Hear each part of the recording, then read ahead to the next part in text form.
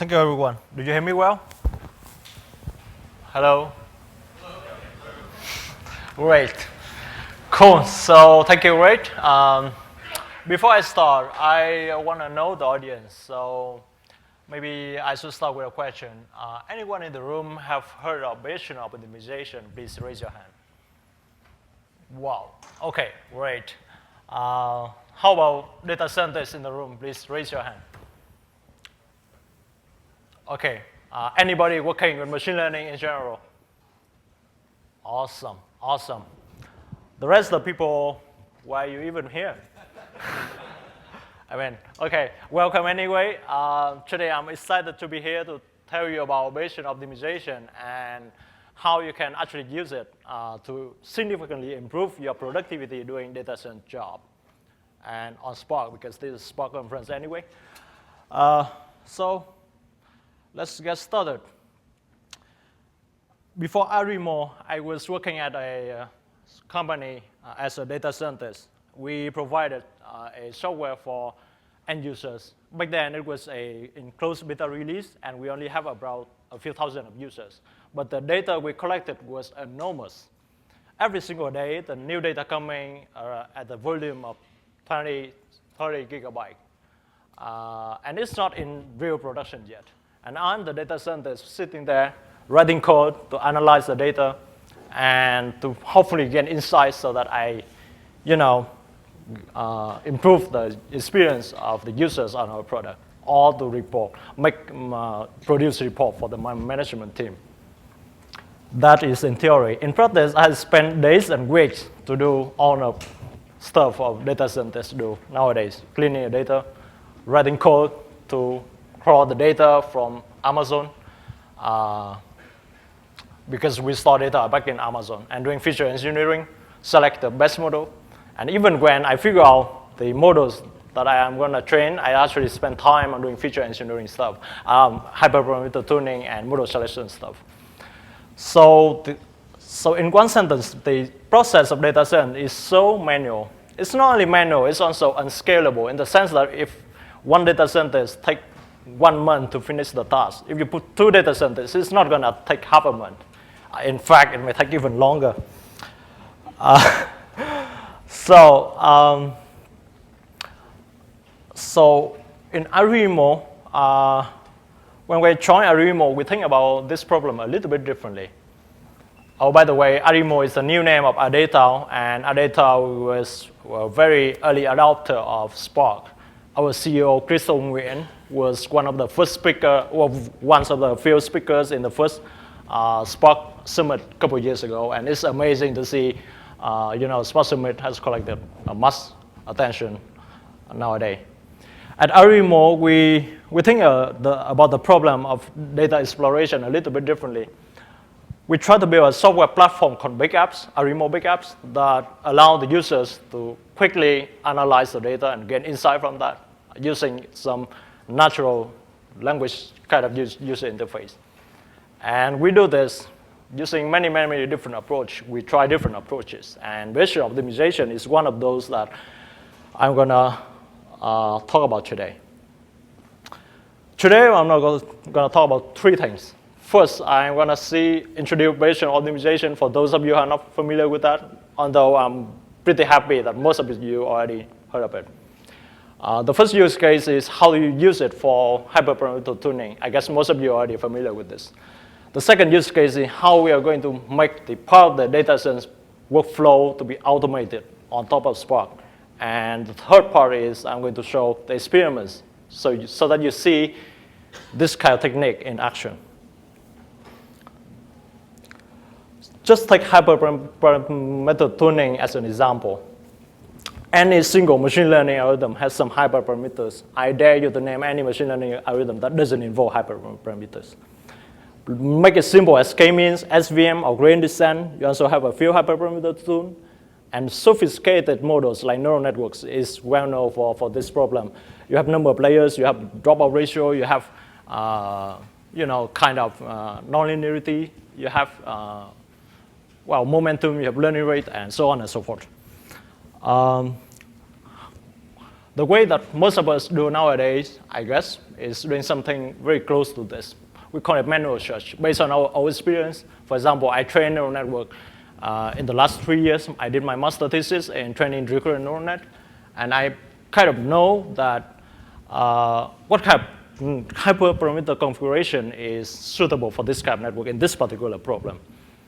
But every new single data set coming, and I have to do the same process again, because the setup of good hyperparameter depends on data set and depends on the network architecture you choose. The worst problem is, even if I spend 2 weeks tuning it manually, at the end of the second week, I'm still not sure that the best one that I got is really the best one. And it's unreproducible because yeah, somebody with better experience than me can do even better. And the whole process is very time-consuming, and it's difficult to manage. It's difficult to plan ahead, which is something very risky for business.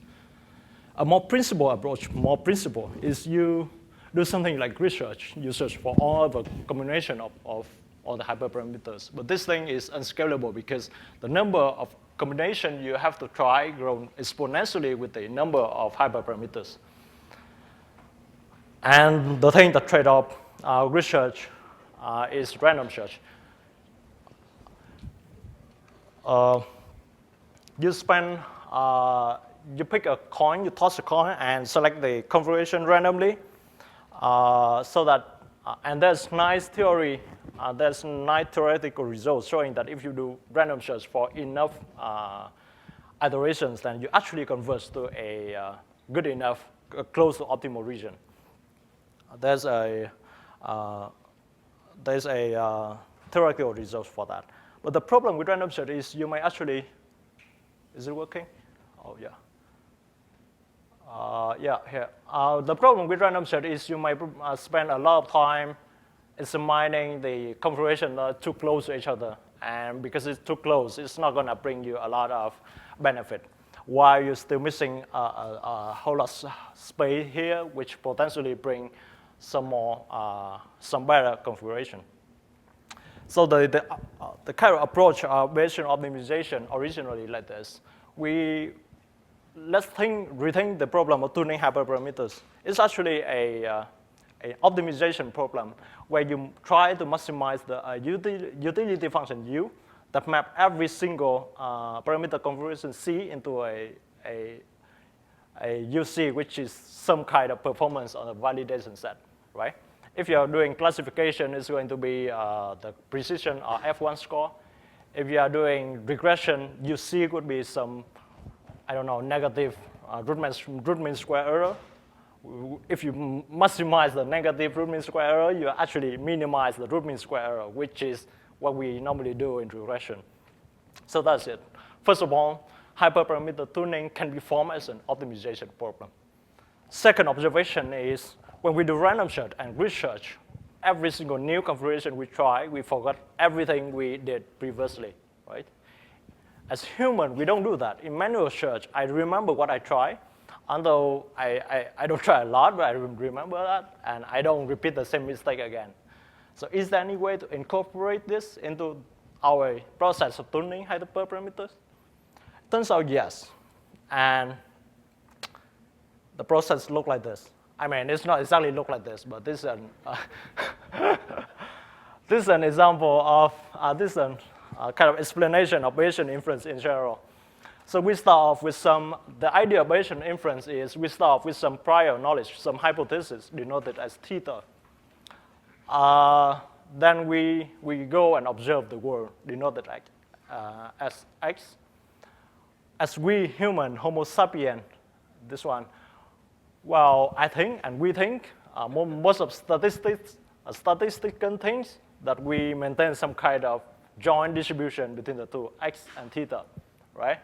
I mean, but joint distribution is a complicated distribution, and it's actually very difficult to express in computers. So there's other ways to do that too. In Bayesian inference, they assume that our hypothesis theta follows some certain prior distribution, and we assign a prior distribution on that. And because of that, we are able to write a formula for the the posterior distribution of the hypothesis given the observation.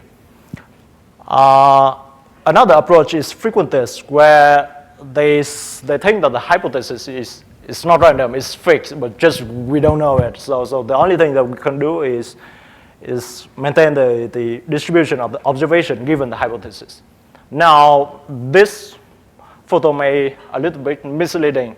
It doesn't mean that Bayesian is superior to frequentist. It's just two different ways to approach the same problem. So that's it. That is the idea of Bayesian inference. In our context, Bayesian inference is about, you have to remember what configuration you tried previously so that you can make the next trial more intelligently. It works this way. In the first step, you assign a prior distribution on the space of the objective function that you want to optimize. Very often people use some kind of Gaussian process, but that will be out of my scope, out of the scope. I'm not going to explain that. You combine with the likelihood, which is your observation. You try one configuration, you get the validation score, and then that's one observation. You can compute a likelihood on top of that. And so you get a posterior distribution using the Bayes formula. And then you select the next configuration based on the posterior using something called the acquisition function. In fact, figure out the right acquisition function is an open problem in research, active problem in research. And so you select the next configuration, you make another observation again, then you go back to step 2 and you update the posterior, and you go back to 3 and you look. This is an iterative process. Somebody says it's sequential, but well, it's index-sequential, but there's way to make this process to be parallel. So for those of you who haven't seen it, this is how it works. This is a video, and before I play it, I need to explain the blue curve. Assuming the blue curve is the objective function we're trying to optimize, but we don't know that. Something that we're trying to optimize, but we don't know this function. We don't know the formula of this function. So we start off with the assumption that, the function is just 0 everywhere, denoted by the red line here. Very ignorant, I know. And then because that's your prior, you're going to make a margin of error in the gray area here. And what I'm going to do when I play this video is I will click on some position on the curve, denoting that I'm making an observation at that particular position. Oh no. So when I click on this point, it means that I already immediately update my prior. Oh, hold on, let me pause that. I update my model, and you see immediately my prior changed. The red curve immediately followed the blue curve. And at this particular position, my margin of error reduced. So the key idea in Bayesian inference is that you trust your prior until you have observation, right? So everywhere else, because I don't know I don't have any observation, I will just trust my prior. That's the best I can do anyway. The green thing here is one kind of acquisition function. It tells you that where to search next when you make this much observation. So based on this observation, based on this acquisition function, obviously you probably should looking around this area to find a point where the blue curve will be maximized. So now at this position, if I go back and I click on here, making this observation doesn't change my model because I already figure out this value, which is way better. So if I continue doing this way, I can actually eventually find the maximum of the blue curve. And you see that the cool thing about this technique is that I only make 1, 2, 3, 4, 5, 6 observations, and I was able to pretty approximate the blue curve pretty well based on a very ignorant assumption in the beginning. So the natural question is, what kind of problem is good for using Bayesian optimization? The punchline is Bayesian optimization is is good for functions that are expensive, multimodal, noisy, black box function. I think out of the four properties, then expensive and black box is the most important one. For example, when you try to tune hyperparameters, then the dependency of the performance on the validation set given the hyperparameters value, that function is black box because you cannot write an analytical platform, a mathematical formula for that. Because you don't know the formula, you cannot compute the gradients, so gradient descent doesn't work. And expensive in the sense that given a set of configuration, it might take you several days to train the model to evaluate on a validation set. So because it's expensive, you want to minimize the time that you try and to make better decision, and that's where Bayesian optimization will shine. This doesn't only apply, it's not only apply for tuning hyperparameters. It can also be applied for any social experiments you may have. For example, you may want to optimize the configuration of your, I don't know, your factory or somehow, something like that. Okay, so we see it for hyperparameter tuning. We'll come back with some experimental results in the end of the talk. But for now, I'm going to talk about how you can automate part of the data science workflow on top of this. So go back to this Pokemon ball. We have hyperparameter tuning already, but actually we can use exactly the same technique to automate feature engineering and model selection using some process similar to this. So you have a data set. If you somehow can automatically generate a lot of features, a lot by me, I mean by thousands of features from the original features you have, then you feed it through some feature selection process using some kind of, you weight. You always have a target column, target features. You can always rank every other features with respect to that target features. You rank it by some kind of correlation coefficient or somehow. I mean, old school statistical technique. You may do dimensionality reduction and so on and so forth. All this process can be automated. The red block can be automated. Then you fit the results into some predictive modeling and you score it. This is the high-level framework. You can be very creative on this. This is a particular implementation taken from a recent work in academia. If you, now the red blocks is replaced by some kind of truncated SVD, and to rank the variable, you just compute the F-score. The nice thing about F-score is that you can compute it for both cases, for classification and regression. There's definition for both cases. And you only keep alpha % of that based on the F-score. Now you fit into the, you can build a generic machine learning model this way by a combination of k-means and random forest. First, you do k-means with k, and then for each of the cluster, you train one random forest. The idea is that if you split your data set into several blocks, then random forest may be able to learn on that particular block better. And the whole thing has a lot of hyperparameters. For example, the number of dimensions when you do SVD, alpha, k, and a lot of hyperparameters for random forest. Something like this will enable you, to fit into a training set, specifying the target column, and press a single button with Bayesian optimization. You can figure out the best hyperparameter that maximize the performance on the validation set. This is how we did it on top of Spark. So on top of Spark, we built something called DDF. It stands for Distributed Data Frame, ddf.io. You can check it out if you want. On top of DDF, it's an abstraction of a Spark data frame. We built something called Pipeline Manager, which executes the pipeline that I saw in the previous slide. And the pipeline is constructed by a client. It constructs the pipeline, send it to the pipeline manager, and use the Bayesian optimizer to optimize the whole process. So obviously, you can plug in any kind of Bayesian optimizer you have. And this is how the code looks like. You get a training data set. You have a validation data set. You can construct a new optimizer.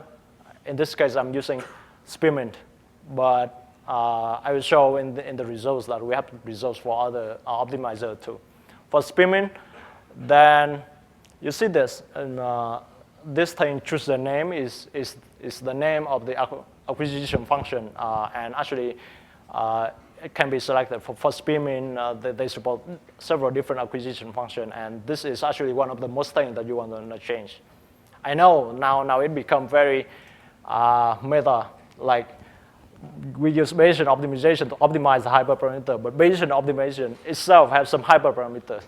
But believe me, tuning this hyperparameter is way easier than tuning the original hyperparameter. But anyway, in this code, you just fit the training data set and the optimizer into a single function. We wrote this. You specify the target column. This is a classification problem. You just press a single button, and it will return you after a day, a week, or a month, depends on how big the data you have. It will return the best hyperparameter and the model that already trained.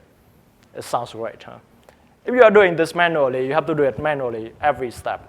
But now it just takes one press and it works. Of course, those of you who are already doing practical data science, you are thinking this is too good to be true. But the key idea in this is, in this process, you have to spend a lot of time doing this. You implement this feature pre-processing. You make sure that you take care of all kind of input features that you may have in the future.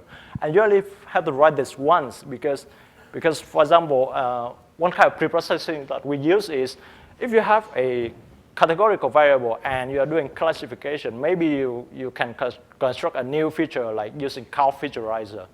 I'm sure many of you may already heard of that.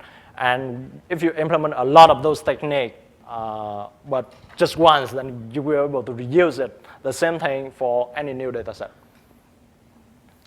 Okay, so what you are expecting, the results. What's the results? Does it work?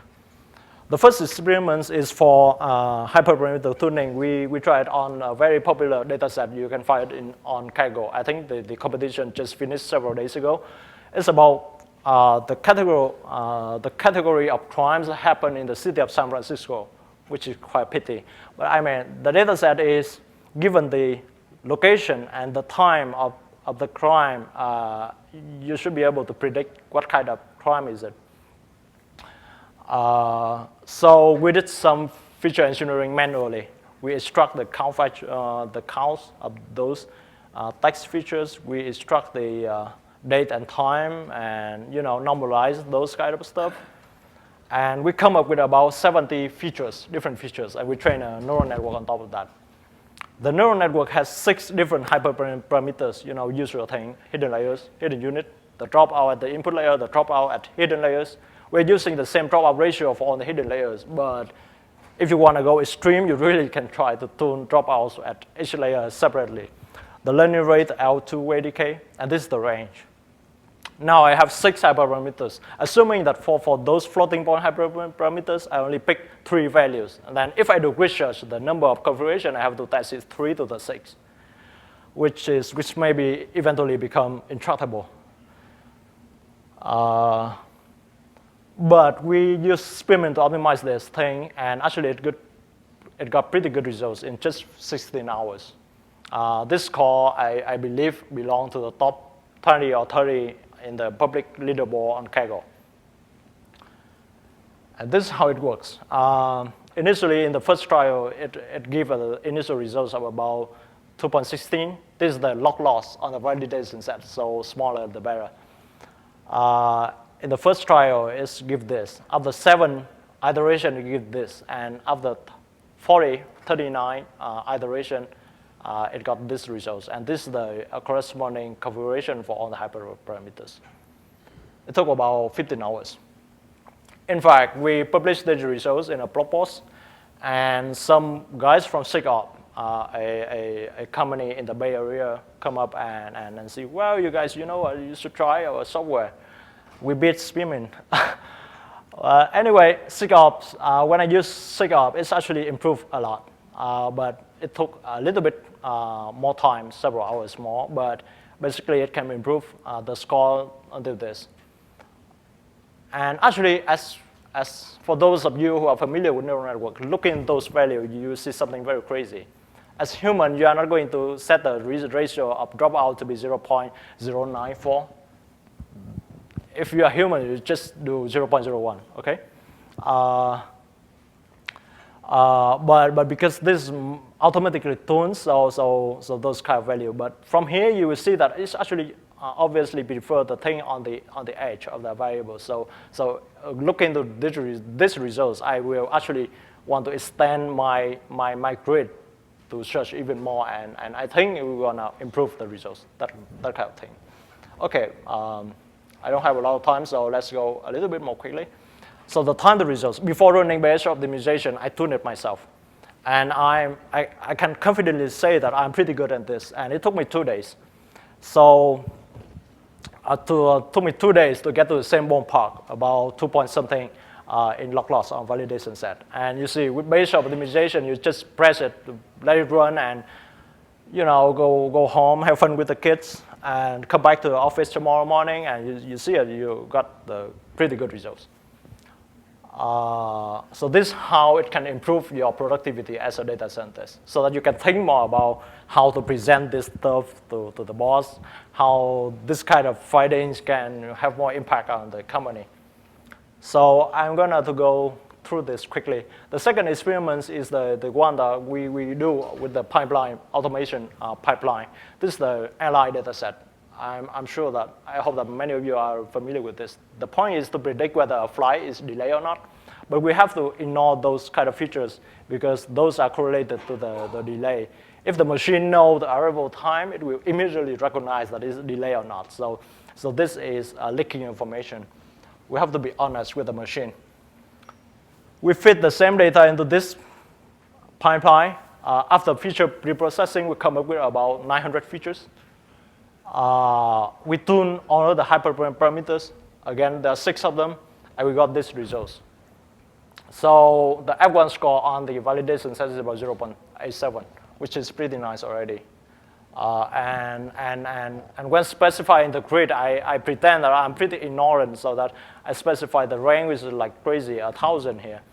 But still, it managed to figure out the good configuration in a manageable time. And this thing run on Spark, and it took quite some time. So that's it for today. In summary, I present about Bayesian optimization for hyperparameter tuning and for automating part of your data set job on top of Spark. And we present several experiments. I hope that you get excited with this kind of technique, especially if you are doing data science for a living. So make sure to check out our blog post on this, where we present some kind of experimental results and some more technical details about that. We are going to write another blog post with more details and about this. But most importantly, I want you as data scientists to think about this kind of technique. If you haven't heard of it or you haven't used it in your day-to-day work, then maybe you should consider adding it into your toolkit. It's a cool thing to have. And for you don't have to reinvent the wheel, because there are open source library for that. Spearmint, which is very nice.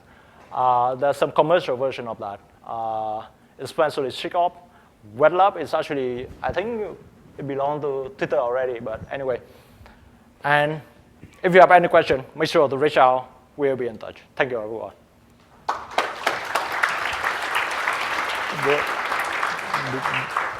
All right, fantastic. We probably have time for just a few questions, and then if there are any more questions, we can take those offline. I see one here. Hi. I couldn't tell, is your framework integrated with Spark MLlib? No, not yet. Currently, because we kind of, in the first version, we do it on top of DDF, which is, DDF is open source, but this thing is our internal trial we experiment with in our data science team. But for example, everything here you can be done with Spark MLlib pipeline. So yeah, you can redo it, and of course, if you have any questions, just let me know. Using Bayesian optimization is like those are open source projects. So yeah, it doesn't take you a lot of time, but the tricky thing is you have to make sure the feature preprocessing works. You have to really pay attention on that. Thank you. Hi, nice talk. I'm not sure if I followed it or missed something, but at some point you were talking about you had your unsupervised k-means clustering that fed into multiple random forests. If I followed it right, each cluster would generate its own random forest, which to me seems like you're shrinking the amount of spread in your data space. And I don't understand how that makes the model perform better by giving it less variation. Great question, great question. Actually, combining k-means before random forest is one of the nice tricks invented by the community of data scientists. So if you follow Kaggle, you see several people won competition using this technique. Fundamentally, I think this is just a nice trick that data scientists invented while they're doing the job, you know. But well, I do have some explanation for that. If you let the random forest to manage the whole data set, then you gotta need a very big random forest to make it to, you know, incorporate on the variation. But now if you try k-means first and you do k-mean correctly, I mean you set k properly, then just a neighborhood region of points, you can actually, if you fit just one random forest on that region only, then that's actually work. It will take you less time to train that random forest because it's potentially smaller. So the idea is you run it, k-means on a data set, you split it into several clusters, and then you apply one random forest for each cluster. That's the idea.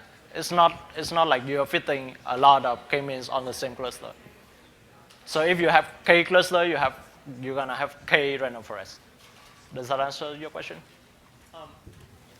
Well, it answers it insofar as I understand it, but I don't understand how you infer between spaces. So when you're trying to predict is the really important thing, not when you're modeling. And so how do you predict between k of, you know, k-means cluster 3 and k-means cluster 4 in between those spaces?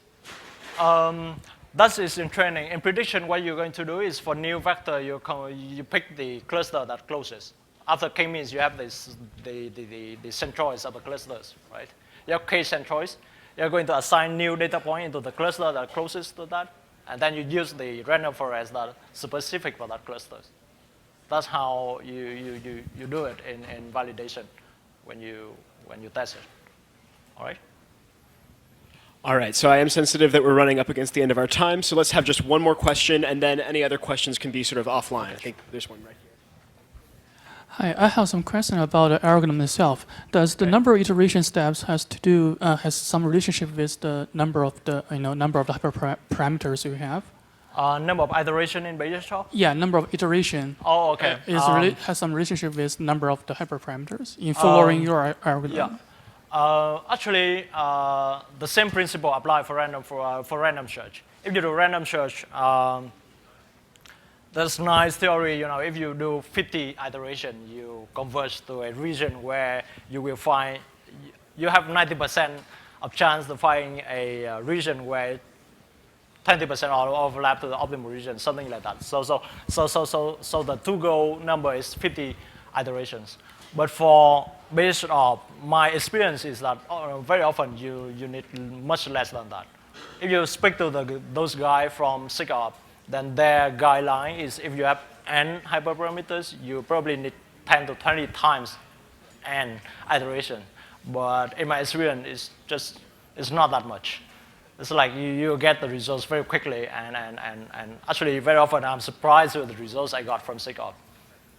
I'm not pitching for them, but okay, thank you everyone. All right, excellent. Let's have one more round of applause.